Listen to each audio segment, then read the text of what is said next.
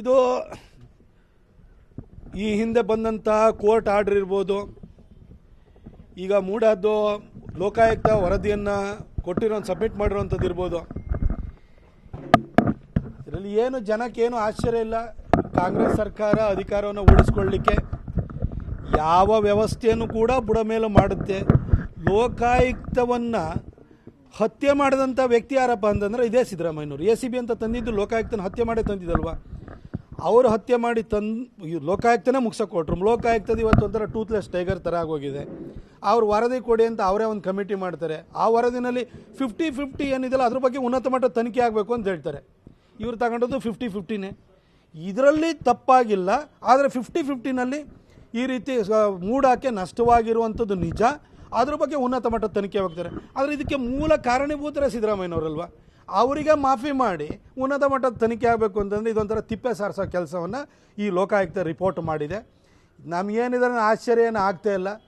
ಈ ಸರ್ಕಾರಕ್ಕೆ ಯಾವುದೇ ಲಜ್ಜೆ ಅಥವಾ ಬಂಡತನ ಅದನ್ನು ಏನು ಜನರ ಅಭಿಪ್ರಾಯಕ್ಕಾಗಲಿ ಅವರು ಮಾಡಿದಂಥ ಈ ರೀತಿ ಹೀನ ಕೆಲಸದ ಬಗ್ಗೆ ಆಗಲಿ ಅವರಿಗೆ ಲಜ್ಜೆ ಇದ್ದಂಗೆ ನನಗೆ ಕಾಣಿಸಲ್ಲ. ಹಾಗಾಗಿ ಅದಕ್ಕೆ ಪೂರಕವಾದಂಥದ್ದು ಒಂದು ರಿಪೋರ್ಟ್ ಬಂದಿದೆ ಅಂತ ನನಗೆ ಭಾಳ ಸ್ಪಷ್ಟವಾಗಿ ಅನಿಸ್ತಾ ಇದೆ.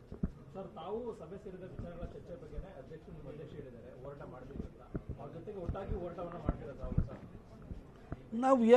ನಾವು ಭಾರತೀಯ ಜನತಾ ಪಕ್ಷದ ಪರವಾಗಿ ಹೋರಾಟವನ್ನು ಮಾಡಿರೋದು. ನಮ್ಮೆಲ್ಲ ಹೋರಾಟವನ್ನು ನೋಡಿ ಭಾರತಾಂಬೆ ಫೋಟೋನೇ ಇದ್ದಿದ್ದು ನಮಗೆ. ಅಲ್ಲಿ ಎಲ್ಲರನ್ನೂ ಒಟ್ಟಿಗೆ ಸೇರಿಸಿ ಮಾಡಿದ್ದೀವಿ. ಈಗ ಎಷ್ಟೋ ಜನ ಬೇರೆ ಬೇರೆ ಪಕ್ಷಗಳಲ್ಲವರು ಇದ್ದಾರೆ, ಆದರೆ ಈ ವಫ್ಫಿಂದ ನೊಂದಿತರಿದ್ದಾರೆ. ಎಲ್ಲರನ್ನೂ ಒಂದೇ ಫೋರಮಿಗೆ ತರೋದಕ್ಕೆ ಭಾರತಾಂಬೆ ಫೋಟೋನ ಹಾಕ್ಕೊಂಡು ಒಂದೇ ಫೋರಮಲ್ಲಿ ಎಲ್ಲರನ್ನೂ ತಂದು ನಾವು ಹೋರಾಟವನ್ನು ಮಾಡಿದ್ದೀವಿ. ಯಾವ ಹೋರಾಟ ಇರಲಿ ನಾವು ಯಾವತ್ತೂ ಕೂಡ ಇವತ್ತು ಯತ್ನಾಳರು ಸದನ ಬಂದಾದ ಕೂಡಲೇ ಲಾಸ್ಟ್ ಟೈಮು ವಫ್ ವಿಚಾರ ಇರ್ಬೋದು ಅಥವಾ ವಾಲ್ಮೀಕಿ ಅಭಿವೃದ್ಧಿ ನಿಗಮದ ವಿಚಾರ ಇರ್ಬೋದು ಹೋರಾಟವನ್ನು ಮಾಡಿರೋದು. ಅದು ಪಕ್ಷದ ಒಬ್ಬ ವ್ಯಕ್ತಿಯಾಗಿ ನಮ್ಮ ನಾಯಕರಾಗಿ ಅವರು ಹೋರಾಟವನ್ನು ಸದನದಲ್ಲಿ ಮಾಡಿಲ್ವ. ಹೊರಗಡೆನೂ ಕೂಡ ಮಾಡ್ತಾಯಿದ್ದೀವಿ, ಒಳಗಡೆನೂ ಕೂಡ ಮಾಡ್ತೀವಿ. ಎಲ್ಲ ವಿಚಾರಗಳ ಬಗ್ಗೆನೂ ಕೂಡ ನಾವು ಹೋರಾಟವನ್ನು ಮಾಡ್ತೀವಿ. ಸರ್, ಈಗ ನಿಮ್ಮ ಫೋರಮ್ಗೆ ಅವ್ರು ಬರ್ತಾರಾ, ಅವ್ರ ಫೋರಮ್ ನೀವು ಹೋಗ್ತೀರಾ ಸರ್? ಇದು ಯಾವುದೋ ಫೋರಮ್ ಇದೆ, ಏನು ಕಮ್ಯುನಿಸ್ಟ್ ಪಾರ್ಟಿ ಆಫ್ ಚೈನಾನೇನ್ರಿ? ಪಾಲಿಟ್ ಬ್ಯೂರೋ ಇರ್ತದೆ, ಅಲ್ಲೇ ಚರ್ಚೆ ಮಾಡಬೇಕು ಅಂತೇಳಿ. ಟೀಮ್ ಅನ್ನೋದಿಲ್ಲ, ಅದರದ್ದು ಟೀಮ್ ಹೇಳ್ತೀನಿ. ಇಲ್ಲ ನನ್ನನ್ನು ಈಗ ಫಾರ್ ಎಕ್ಸಾಂಪಲ್ ನಾನೇನು ಪದಾಧಿಕಾರಿ ಇದ್ದೀನಾ? ನಾನು ಹೇಳಿ, ನಾನೊಬ್ಬ ಕಾರ್ಯಕರ್ತ ಇವತ್ತು ಅಷ್ಟೇ. ಹಿಂದೆ ನಾನು ಸಂಸದನಾಗಿರ್ಬೋದು, ಕಾರ್ಯಕರ್ತ ಅಷ್ಟೇ. ಕಾರ್ಯಕರ್ತರಿಗೆಲ್ಲ ಈ ಸಭೆಗಳಿಗೆ ಆಹ್ವಾನ ಇರುತ್ತಾ? ಅಥವಾ ನಾನೇನೋ ಪದಾಧಿಕಾರಿ ಇದ್ದೀನಾ? ಆಫೀಸ್ ಬೇರೆಯವ್ರು ಆಗಿದ್ರೆ ನಾ ಮೀಟಿಂಗ್ ಹೋಗಿ ಅಟೆಂಡ್ ಮಾಡ್ತಿದ್ದೆ.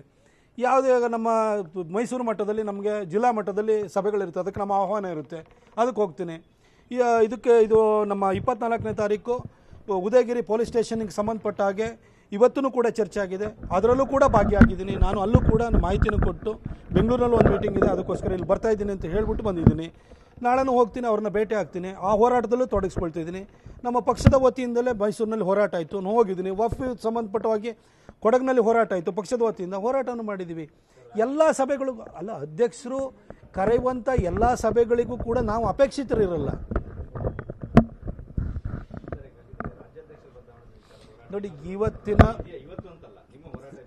ನೋಡಿಲಿ, ಈಗ ನಾವು ಯಾರನ್ನ ಬದಲಾವಣೆ ಮಾಡ್ತೀವಿ ಅಂದ್ರೆ ನಾವು ಹೋರಾಟ ಮಾಡಿರೋದೇ ವಫ್ ವಿಚಾರದಲ್ಲಿ ಹೋರಾಟವನ್ನು ಮಾಡಿರೋದು. ನಾನು ಸ್ಪಷ್ಟವಾಗಿ ಹೇಳಲಿಕ್ಕೆ ಬಯಸ್ತೀನಿ, ಮಾಧ್ಯಮದ ನೀವು ಸಹಾಯ ಮಾಡಿದಿರಿ ನಮಗೆ ವಫ್ ವಿಚಾರದಲ್ಲಿ. ನೀವು ಕೂಡ ಜನರ ಧ್ವನಿಯಾಗಿ ನೀವು ಕೂಡ ನಮಗೆ ಎಷ್ಟೋ ವಿಚಾರಗಳ ಬಗ್ಗೆ ಬೆಳಕು ಚೆಲ್ಲಿದಿರಿ. ಅದನ್ನು ಜಾಡು ಹಿಡ್ಕೊಂಡು ಹೋಗಿ ನಾವು ರೈತರಿಂದ ಮಾಹಿತಿಯನ್ನು ಪಡ್ಕೊಂಡಿದ್ದೀವಿ.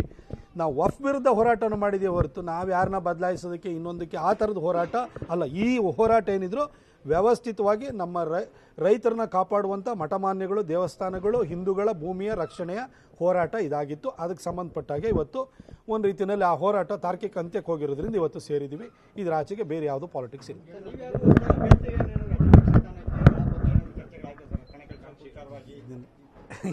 ನಾನು ಇವಾಗ ನೀವು ಸ್ಪಷ್ಟವಾಗಿ ಹೇಳಿ, ನಮ್ಮ ಹತ್ರ ಇಷ್ಟು ಗೆರೆ ದಾಟಿಬಿಟ್ಟು ನಾವು ಬೇರೆ ಏನೂ ಚರ್ಚೆ ಮಾಡಿಲ್ಲ.